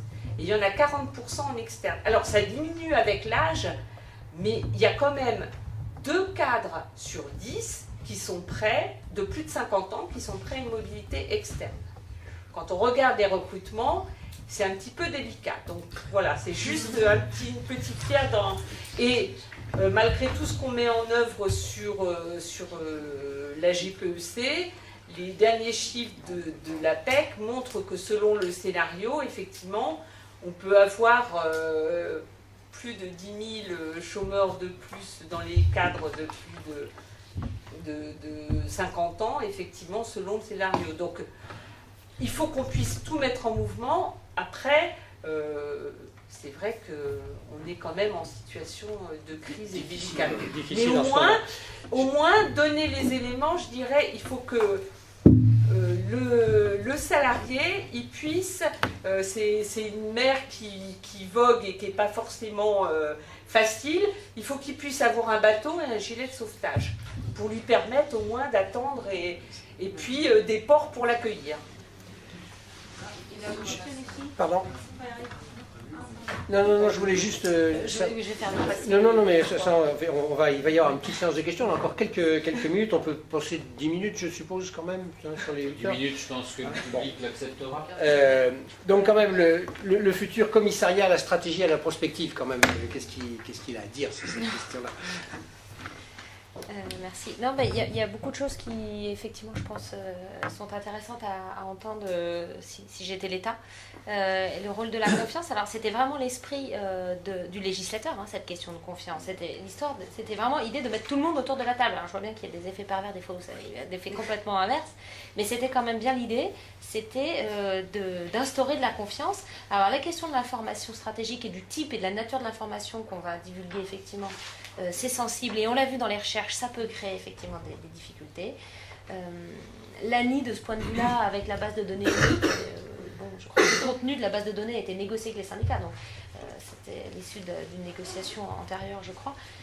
Donc ça devrait améliorer les choses sur cette question de l'information, donc comme élément pour instaurer ou restaurer la confiance, la transparence effectivement.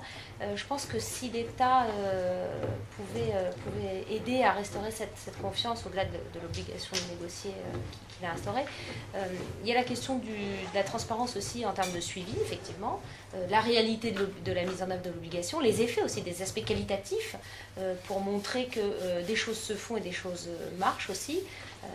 Donc c'est pas forcément aller dans la bonne pratique, mais c'est aller dans la diffusion d'une information qui permette aux salariés et aux partenaires de mieux comprendre un petit peu l'utilité aussi de ces démarches qui effectivement sont chronophages. Et là aussi peut-être que l'État pourrait apporter un accompagnement de ces démarches. Sur la question de l'empilement des obligations, alors c'est évidemment quelque chose dont le CAS s'était saisi, puisqu'il y a une note de 2011 qui porte sur ces obligations de négocier, et dont les préconisations, puisque telles étaient les missions du CAS, c'était de faire des préconisations pour l'acteur public, donc c'était effectivement de revoir ces obligations, de les rendre peut-être moins annuelles, plus triennales, pas forcément pérennes, mais temporaires, etc. Sur la GPEC, on voit bien que ça pourrait être un bon exemple de réflexion autour de cet empilement. Il y a la question des salariés âgés qui étaient dans la GPEC. Alors c'est vrai que c'était par exemple un des points de l'appel à projet qui nous intéressait initialement. On voulait savoir si effectivement dans ces accords de GPEC, le volet 3 sur le maintien des salariés âgés, qu'est-ce qui se faisait quoi. Bon, on a été un peu déçus, on a beaucoup titillé les rechercheurs là-dessus. On a demandé même à certains, je crois, de revenir sur les accords pour bien nous dire qu'il n'y avait bien rien sur les salariés âgés. Donc effectivement, bon, la question des salariés âgés, elle est là. Elle était dans les accords seniors. Elle sera dans les contrats de génération. Mais l'égalité professionnelle, c'est aussi dans la qualité de vie au travail, dans la négociation courrière, l'égalité professionnelle. Il y a les accords sur l'égalité professionnelle, il y a la NAO sur l'égalité professionnelle. Bon. Donc, je pense qu'effectivement, il y a une réflexion et je pense pouvoir dire qu'effectivement, il y a une conscience au niveau de la Direction générale du travail que ces obligations sont difficiles et lourdes pour les employeurs et pour les partenaires sociaux. Enfin, je pense que vous êtes d'accord pour dire que ça prend du temps, que ça nécessite aussi des formations, enfin voilà, et qu'il y a une récurrence qui finalement freine un peu l'action. Et donc, voilà, je pense que l'État est conscient de ça et j'espère qu'à l'avenir, effectivement, il n'y aura pas forcément un empilement, mais plutôt une harmonisation et une meilleure articulation. Il faudrait juste, pendant que tu passes le micro, il faudrait juste que l'État ne s'oublie pas lui-même pour toutes ces obligations. J'étais hier devant un amphithéâtre, j'avais à côté de moi un directeur donc régional de la Direct, j'avais une haut fonctionnaire du ministère des Finances travaillant dans la DRH et un professeur d'université. Et tout d'un coup, un étudiant a posé la question, mais est-ce que l'État, ou comment fait l'État, comment faites-vous dans vos côtés administratifs, donc moi j'étais le DRH, donc on m'a laissé là, pour préparer les évolutions, la gestion, quel type l'anticipation en matière d'emploi, quel type de mesures vous avez, quel type de dialogue social. Il y a eu un silence de quelque chose comme, je pense qu'on n'était pas loin de la minute. Et voilà, et je me suis dit, mais il faut que l'État, qui nous fait le plaisir de s'intéresser beaucoup aux entreprises, et le législateur, de temps en temps, s'occupe de lui-même, et donc qu'on partage un petit peu la chance d'avoir tout ça. Voilà. Voilà ça. Bon, là, je prends le premier. Vas-y. C'était pour rebondir un peu sur la question de la confiance. Donc, nous, ce qu'on avait pu remarquer dans l'étude qu'on a menée, il y avait quand même, à de nombreuses reprises dans les accords, il y avait beaucoup la notion de volontariat. Je ne sais pas si les autres équipes ont vu aussi ça, on avait beaucoup la négociation, dans le cadre de la négociation, la dimension de volontariat qui était demandée par les syndicats. Donc qui était un facteur aussi de contribution, qui contribuait à discuter dans le cadre de confiance. Quand on regarde l'ANI là, qui vient d'être signée, ce qui passe dans l'avant-projet de loi, alors peut-être ça a évolué depuis, ça date de 15 jours, les articles 9 et 10, et notamment l'article 10 sur la mobilité interne négociée. Apparemment, bon, ça va intégrer le cadre de la GPEC. Et il y a une disposition qui est sur les conséquences du refus du salarié, à savoir la rupture du contrat de travail. Je ne sais pas si ça a été maintenu, si c'est dans le cadre de la... Non, alors oui, parce qu'il était prévu qu'en cas de refus, c'était un licenciement pour, voilà. Oui, c'est ça qui pour raison personnelle. Mais sera licencié. oui, mais je ne sais plus quelle De toute façon, instance. mais c'est pour quel motif? Je crois que c'est au niveau européen que ça a Oui. été retoqué. Ça Ce sera un licenciement pour Motif économique et économique. personnel. Ouais, Oui. économique. D'accord. Mais initialement, c'était prévu pour être un licenciement pour motif. C'est une vieille lune. Conseil d'État. Oui, c'est le Conseil d'État, voilà. C'est le Conseil d'État qui a proposé qui de. a apporté Voilà. quelques Ouais, modifications tout à sur fait. cette partie-là, en demandant au législateur et en faisant référence à l'article 158 de l'Organisation internationale du travail, de requalifier ça sous terme de licenciement économique en mobilisant les outils du bien commun pour accompagner le salarié. Donc voilà. Donc, C'est ça, pas encore intégré dans le. Mais... Non, c'est pas encore intégré. Donc il n'empêche quand même qu'on est sur des formes de mobilité qui, à mon avis, dépassent l'esprit initial de la GPF. Enfin, commence à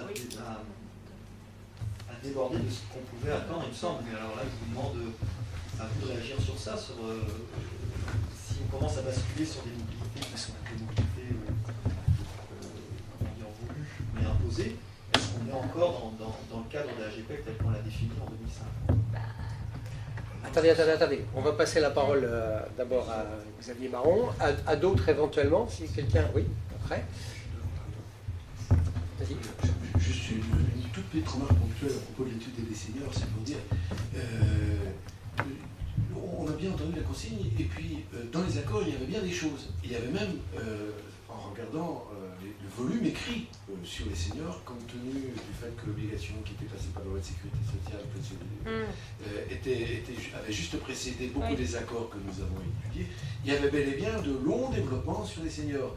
Par contre, personne ne nous en disait rien du tout, ni au niveau des négociateurs patronaux ou syndicaux, sauf pour dire, bah oui, il fallait bien les mettre quelque part.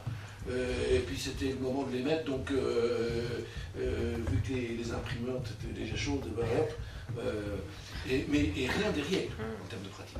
Donc oui, les accords de GPEC peuvent tout à fait abriter les seniors, mais c'est pas pour autant qu'une fois que les seniors sont dans les accords de GPEC qu'il se passe quelque chose. Et le trouble sur les seniors était encore d'une autre nature. Alors je voulais juste moi dire un mot sur la question de la confiance et sur la question de la construction d'un lien, sur la question de la... Parce qu'effectivement, quelque part, dans cette histoire de compétence, il y a une histoire de durée. Ce qui fait la différence entre une qualification instantanée et la compétence, c'est quelque part un contrat d'une certaine durée. Ce que je suis très frappé, moi, de constater, qu'il y a beaucoup de signaux qui sont envoyés aujourd'hui sur le mode notre relation n'est pas durable. Comment voulez-vous que je sois solidaire d'un espace, d'un monde, d'un collectif, d'un projet, d'une entreprise qui ne me parle pas de durée? Alors je ne vous parle pas de à perpétuité. Un contrat à durée indéterminée, c'est un contrat à durée indéterminée, c'est pas à perpétuité. D'accord. Mais beaucoup de licenciés s'en sont rendus compte. Il n'est pas question de contester. Mais d'une certaine durée. Et alors, je rapproche ça, cette question de la solidarité et de la durée, je rapproche ça avec une autre réflexion qui est aussi, parce que ça m'est arrivé d'enseigner à la GRH en deuxième année d'école de commerce. À 2 reprises dans ma vie, et à 2 reprises j'ai jeté l'éponge écœurée. En deuxième année d'école de commerce, parisienne entre autres, hein, c'est odieux. C'est odieux, c'est difficile, c'est effrayant. On a le silence que sur la formule de l'effet report de la masse salariale. Dis pourquoi. Pourquoi, ouais. Quand on leur parle de la réalité, ils vous prennent pour des fous. Quand on leur raconte des bisounours ou des théories fumeuses sur la motivation avec des termes compliqués, ils vous écoutent comme ils écouteraient des théories diverses. L'absence de connexion à la pratique les met pratiquement en dehors d'un espace de compréhension, en dehors du manuel formel, et donc la GRH se résume à la présentation de la boîte à outils. Mais qui a jamais appris à peindre en se faisant décrire à pinceau? Qui a jamais écrit à souder en se faisant décrire des tuyaux? Enfin, vous voyez, et donc là, il y a une vraie difficulté, en tout cas, pour quelqu'un qui connaît la GRH, c'est-à-dire la gestion des hommes en entreprise, l'enseigner est une galère effrayante. Ceci étant, je participe à l'Observatoire des cadres, et c'est l'objet du colloque de l'année, parce que c'est vraiment le sujet qu'on a arrêté en conseil scientifique. Dernier point, une remarque, la durée, la solidarité et la confiance. Et alors, c'est marrant parce que je crois que le bouquin qui a dit La société du mépris a précédé le bouquin qui s'intitulait La société de la défiance. Et je me dis effectivement aujourd'hui, avant la défiance et donc la lacune de confiance, il y a sans doute quelque chose qu'il faut qu'on re-regarde, qui est une extraordinaire capacité ou dose de mépris, dont nous héritons encore. Mépris, alors de qui pour qui, enfin, je veux dire, voilà, ça va dans tous les sens, mais en tout cas, du côté et enfin, il y a des grandes raisons philosophiques. Je suis sûr qu'il faudrait remonter à la sécularisation de nos sociétés pour constater des éléments de... On ne le fait pas immédiatement. Mais derrière cette notion de mépris, moi j'ai envie de remonter à quelque chose d'autre qui est concomitant à la naissance même de l'intérêt qu'on a pour la compétence. C'est la crise du travail. Et il me semble que c'est intéressant de se rappeler que début 70, au milieu de la décennie 70, on est déjà rentré dans une crise du travail, en ce sens que ce travail n'est plus devenu lisible, en ce sens que ce travail a une production qui n'est plus devenue mesurable, dans ce sens que ce travail a une performance qui ne peut se faire qu'au prix d'une organisation de plus en plus épaisse, de plus en plus tendue, de plus en plus complexe, au point que je veux dire, les dirigeants, les actionnaires, les financiers ont perdu, avant que les salariés ne mettent en doute leur confiance dans les entreprises, ont perdu leur estime du travail, parce que ce travail, ils ne savent plus le lire, ce travail, ils ne savent plus le mesurer, ce travail, ils ne savent plus... Alors et la compétence a été un des contrefeux, pour essayer de saisir ce qui, dans le travail, est peut-être de l'ordre de la performance. Mais je crois qu'on n'est pas encore complètement sorti d'un moment dans lequel on ne sait pas décrire le travail, et du coup, on ne sait pas le valoriser, on ne sait pas le respecter, et ce mépris s'est retourné en une défiance. Frédéric Pigère. En 30 ans. Merci. Oui, juste une petite remarque par rapport à la confiance et la défiance. Moi, il me semble que la balle est dans le camp des entreprises, peut-être pour le dire de façon un peu brutale, mais c'est elles qui ont le pouvoir. Et il y a une proposition du rapport Gallois qui n'a, à mon sens, pas été reprise par la presse. C'est de proposer des représentants des salariés dans les conseils d'administration des entreprises. Alors on n'est peut-être pas tout à fait mûr. C'est dans l'ANI. Ah bah voilà. Ce sera dans la loi. Ce sera dans la loi. Pour les plus voilà, mais bon, est-ce qu'il n'y a pas des choses à faire pour commencer à... Beaucoup plus petit. Il y en a dans toutes les boîtes nationalisées. Enfin, du coup, il y en a de moins en moins, parce qu'il y a de moins en moins d'entreprises nationalisées. Mais bon. Écoutez, il va falloir qu'on s'achemine à la fin. Juste vers la fin, deux petits points, juste quand même, deux petites contributions. Petit 1, et si on mettait tout sur Internet? Les accords, les résultats, les suivis, etc. Accessible. Hein, on fait circuler l'information pas seulement sur l'intérieur de l'entreprise, on fait circuler l'information. Que la DGEFP n'ait pas publié depuis 2008 le nombre d'accords, c'est juste pas compréhensible. Que suite à la loi du 2 août 89, sur le plan social, il y a eu une évaluation en 2006 et jamais plus eu aucune autre, c'est indigent. Bon, voilà. Donc peut-être on pourrait faire ça. Hein. Et puis deuxième chose, on pourrait peut-être faire simplement le suivi et le publier aussi. Bon, j'arrête là. Est-ce que l'un de nos panélistes, comme on dit, participants à la table ronde, veut ajouter quelque chose? Vous avez droit à 2 phrases percutantes. Oui, allez-y. juste... Ça allait mieux, ouais. L'autre marche peut-être. Non, mais il y a un bouton on-off, l'idée c'est d'aller sur on. Et le président n'était pas formé Il y a beaucoup eu le terme de confiance. Alors je ne sais pas si c'est forcément de la confiance. Mais ce que je peux dire, c'est que dans de nombreuses entreprises, dans les années 80, il y avait quelque part dans une salle un tableau qui montrait un déroulé chronologique de ce vers quoi l'on va. Alors on pouvait être d'accord, pas d'accord, mais il y avait une espèce de vue d'après, un peu dans l'idée de durée que vous énonciez. Aujourd'hui, s'il y a un manque de confiance, c'est qu'une des questions qui revient le plus souvent dans les comités de direction et dans les réunions de CE, c'est où va-t-on? Et savoir répondre à où va-t-on, c'est une des questions les plus difficiles, d'ailleurs à laquelle on ne répond plus. Parce que la vue est devenue extrêmement court-termiste. Et pour créer un lien de confiance, pour créer une idée de durée, pour qu'il y ait une adhésion à un projet commun, lorsque l'on montre qu'on ne sait pas réellement où l'on va, mais que la seule vue stratégique que l'on ait, c'est de limiter au maximum la casse, ça n'est pas un climat favorable, que ce soit de la conscience ou de l'adhésion à un projet commun. Et ça, c'est une donnée d'aujourd'hui qui n'existait pas il y a encore 20 ans. Une autre phrase? Une seule, hein?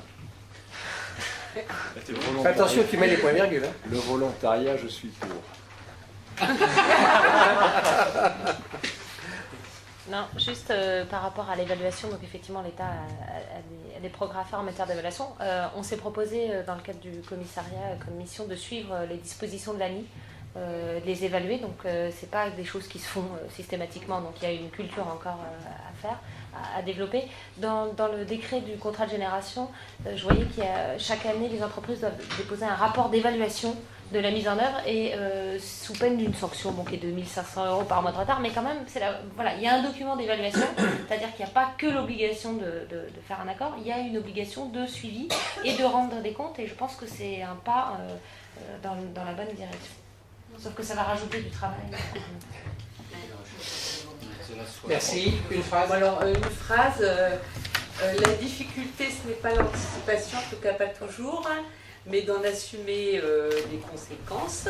Donc, construisons ensemble l'anticipation, on pourra ensuite assumer ensemble les conséquences. Conclusion de ce débat extrêmement sérieux. D'abord, je vous demande d'applaudir quand même.